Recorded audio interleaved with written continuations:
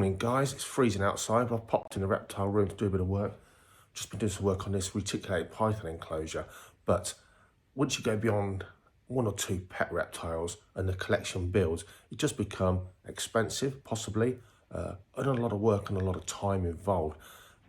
And if you're not careful, you can get carried away very, very easily, especially when you're buying small insects, small spiders, small snakes, small lizards.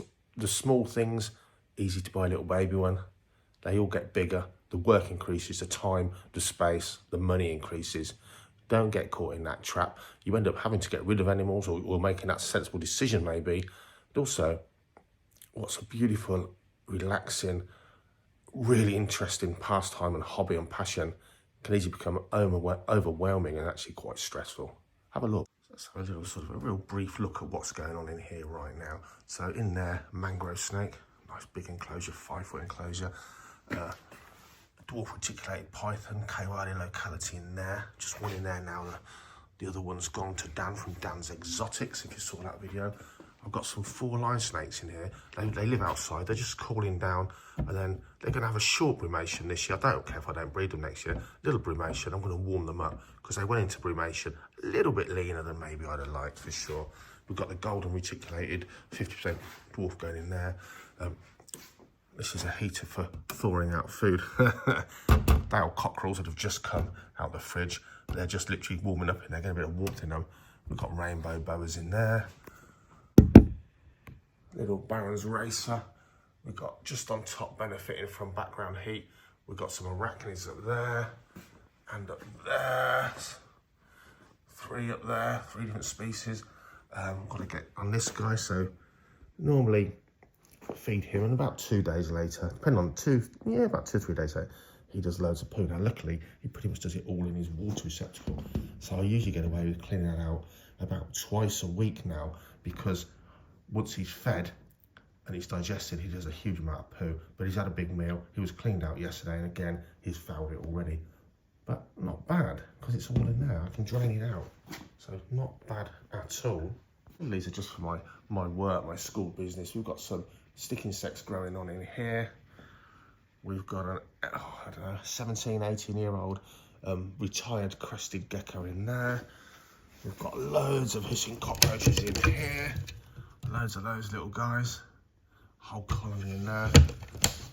And some more stick insects in there. So with that sort of small number now of arachnids and a couple of lots of stick insects, we're not too high on the inverts. We've got a nice enclosure here, 6x2x2 for a blue-tongued skink at the moment. Here's the golden child. She's way outgrown her enclosure, literally temporary since we moved the reptile room. So she's going in a lovely big enclosure, just waiting for the acrylic fronts to arrive. And we've got a pair of false water cobbers in there, since they're all the way through and they can link. There's a hole under there. Then in these two, again, like the 4-line snakes, we've got a pair of Aesculapian snakes. And although they've been illuminated, the temperatures drop right down. They are definitely in brumation. But again, they might not do a full brumation this year. I want more growing time. They're such a slow growing species and they're several years old now. The male's fully grown. The male's breeding size, not fully grown. Female's nowhere near still. So I might warm those earlier rather than a full winter. That's why they're in here and not fully brumating.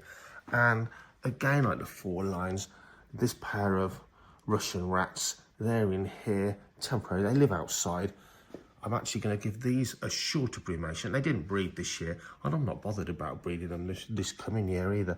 So they're going to be fattened up ahead of a late brumation, and then they'll get cooled right down, but for a shorter session for sure.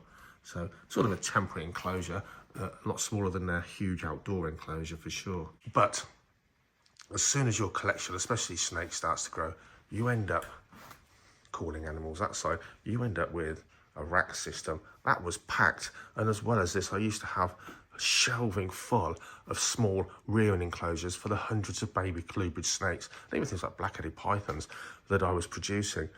It all takes up a lot of time. Up here, one P. metallica tarantula and one Singapore blue. And just along here, I can't be bothered to take them down, guys. But just to show you, just species here, very few now. So what I actually did was really reduce down. I had several P Metallicas. I've kept the nicest one, or the biggest one actually. And where's he gone? And again, my friend Dan from Dan's Exotics, he's really into some of the similar stuff to me.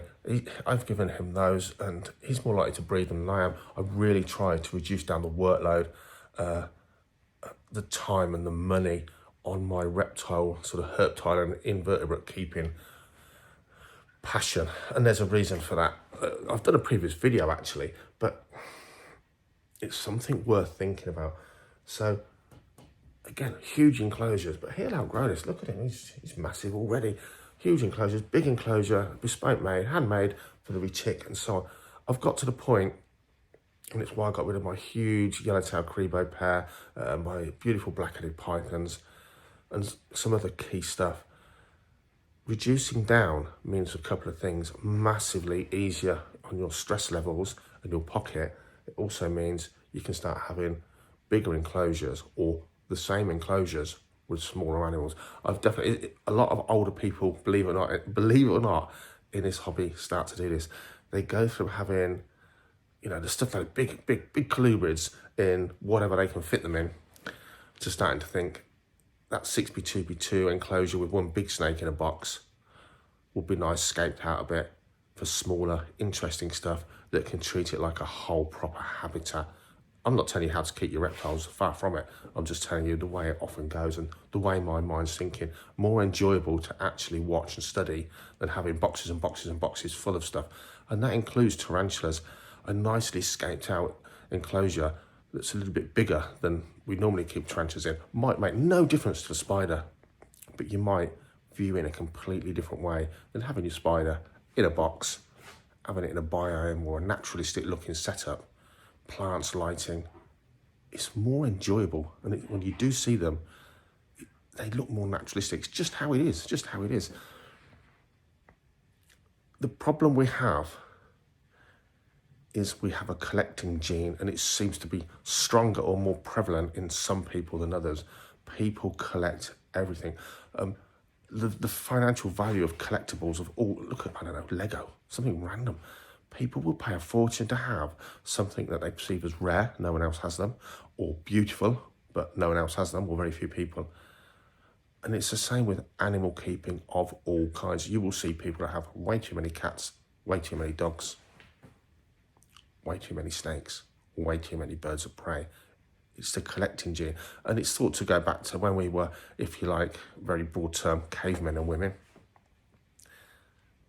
When stuff was going, you did the getting and you hoarded as much as you could, because when you're constantly starving or working so hard to put food in your tummy on a day-to-day basis, when there's a glut, you can't bear to just have what you want just now. We hoard possessions and so on, and it's so deeply rooted in humans. We end up doing it when it comes to our reptiles and our spiders and other things like that. Spiders, quite low maintenance. 50 tarantula enclosures, that low maintenance animal becomes way more maintenance. Stick insects, I think are some of the best pets you can get for a kid. They mostly live at the house temperature. You don't need any special equipment. Basic care understanding. I see stick insects in zoo collections. Shut up. Open to the public, guys. And they're on all dead food plants, because even open to the public, places can't be asked to give them fresh food every day, or not every day, when they need it. You've got to get all those stick insects off the old food plant. You've got to clean it out, and you've got to put fresh food plant in and transfer them on. They are the most tedious animals that I keep here, without a doubt. For when it comes to care, everything else is a real quick job. I don't know why. I've got thornless bramble growing in my garden. I just go in there and get it. I don't get prickled anymore. I've grown a whole fence load of it. There's a tip. They just are. And once things become a chore, that's where they tread a very fine line from becoming neglected. I'll do it tomorrow. Do it tomorrow. Well, your time scale of a day goes like that. Those animals haven't eaten now. They're a herbivore. They need to graze. They haven't eaten for literally days because you haven't got around to it. Spiders are easily neglected. Now, they seem to thrive on it like a cactus. Pack it up to some degree, But you see dehydrated spiders again, even in public places, even in shops. No one's just bothered to give them basic care because they kind of can handle a long time without any. It becomes stressful if you care for your animals and you're not coping. Look at the people that collect ball pythons, corn snakes, hundreds of the same species, and they're not keeping them in lovely enclosures to look at. They're keeping them in rack systems. Not a problem with that. I do that with things, breeding some small clubies. What you do is up to you. But you don't even see them. At least a piece of art on the wall, you see it. A piece of art in a safe because it's expensive. What's the point? It's just an investment, but there's no point in the art. What's the point of having boxes of snakes you don't see unless you open the drawer? It gets to a point of, what is the point? So much time and energy invested. If you can break away from the collecting thing in our heads, that hardwired collecting thing, and instead of feeling like, I don't know, you're getting into dry marker and into indigo snakes, and you've got a black-tailed crebo, just one of the best pet snakes you could possibly get, and stunners. And then you want a yellow-tailed crebo because there's nothing more beautiful in that genus than the yellow-tailed crebo. A good yellowtail is mind-blowing on its colour. But then you want an eastern indigo because it's the classic, it's the most iconic snake you could keep, probably apart from a king cobra. And you can't afford one, so you get a Texas indigo because they're a bit cheaper. But then you might, you just end up getting boxes and boxes of very similar snakes with different names on because of the collecting gene. And that's the same for colour morphs. It's the same for tarantulas. People get one member of a genus, they want every what are they called? Poecilothera, and so on and so forth. If you can just pile that all down to a base level and think, do you know what? I really want an eastern indigo snake. Get one, save up, get one. Don't bother with all the others. Unless you're trying to breed financially and you need different species, do you need every kind of indigo snake? Someone wants to come out and play. Pack it up. Do you need... You're climbing the glass. Later. Do you need every kind? Just be honest with yourself. There are other options.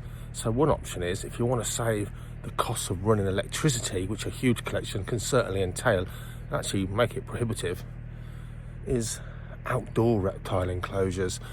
Reptiles and amphibians from the UK, captive bred, most of Northern Europe, a hell of a lot of North America, they can be kept, and to be honest, even some subtropical rainforest species, they can be kept for half or all the year round in outdoor enclosures. These are big. Grass snakes in there, looks great. Sand lizards in there, looks great. Natural habitat almost, watching them in a natural habitat. But enclosures don't have to be that big. But that's one way you can have a collection of animals that's costing you very little in electricity. Equally, someone I really admire and look up to and kind of think, if I wasn't running a business where I need a variety of exotic animals and I hadn't already got some beautiful animals I don't want to part with, Lee Brindley over at UK Crested Newts, his channel will show you some of the work he's doing, especially with all the different species of great crested newt, as well as other salamanders, as well as some, well, all kinds of amphibians, but his common frog project I think is almost unique. You can do that, and again, very little cost for anything. Certainly running costs, even food costs can be really kept down. You've just got to put a little bit of work in there. But why not, instead of having a huge collection, specialise in something exquisite that's actually low cost, and compared to some things maybe less time. But certainly check out Lee's page. That'll give you, if you've not been there, it'll open your eyes to a whole new world of beautiful it's cold. Beautiful animals that, yeah, I think outdoor temperate species you're really saving in many ways, but that electricity cost almost null and void. But a little waffly video just to say, think about think about the collecting side of things. If you can stamp down that urge to collect and have every card in the pack and get the species, the actual species you really, really love, put them in bigger enclosures, more beautiful enclosures, you are going to spend so much time, much more time admiring the beauty of that animal. If it's a handleable animal, you're going to spend so much more time handling and actually working with and enjoying that animal. Believe me, I've been there, I'm coming through it. Certainly not to any level that some people go to, but now my only dry mark on is one Eastern Indigo. When I got this guy, I started looking at black dragons, some of the beautiful tree monitors. I thought, oh, I have a collection. Why? This guy's mega petable. He's a living dinosaur. I can go and see others in other people's collections if I want to see them for real. You don't need one after another of the same similar kind of thing. Believe me, try it. Whittle down your collection to the stuff you truly love. Ask yourself, if I didn't need to collect, which one would I actually keep? Which one did I fall in love with out of this group of animals? Let me know in the comments. Do you have so much stuff and it's no problem for you at all? You absolutely love it, thrive on the passion. It doesn't matter how many you've got. Have you got to the point where you are thinking, this video was interesting? I kind of feel like I'm there, a little bit overwhelmed with it all. Or comment below if you've grown a collection and like me, you've reduced it down. And how is that working out for you? Are you managing to keep it there? I said my indigo snake, I'll put a video out on here, the last snake I'll ever buy. Several months later, Dan from Dan's Exotics has bred some grandchildren from my false water cobras. Beautiful pairing, because they're two unusual ones that he had from me years ago. And he said, do you want one of these females, babies? Not going to say no, am I? So I have actually just not bought, but got another snake. Catch you later. Have a think.